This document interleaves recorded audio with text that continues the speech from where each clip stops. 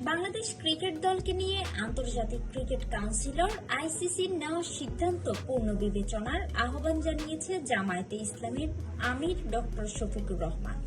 মঙ্গলবার ২৭ জানুয়ারি দুপুরে সাতক্ষীরার ১১ দলের নির্বাচনী সমাবেশে এই আহ্বান জানান তিনি। ডক্টর শফিকুর রহমান বলেন, সাতক্ষীরার ছেলে মোস্তাফিজুর রহমান ক্রিকেট বিশ্বে বাংলাদেশকে গর্বিত করেছে, অথচ তাকে পার্শ্ববর্তী দেশের প্রিমিয়ার লিগে খেলতে দেওয়া হয়নি, যা দেশ ও ক্রিকেটের জন্য অপমানজনক। তিনি আরো বলেন, বিসিবি শ্রীলঙ্কায় টি-20 বিশ্বকাপ আয়োজনের প্রস্তাব দিলেও আইসিসি পুরো দলকেই বাদ দিয়েছে। এখনো সময় আছে এই সিদ্ধান্ত রিভিউ করা। অন্য দেশের ক্ষেত্রে যা করা হয়েছে বাংলাদেশের জন্য কেন তা হবে না?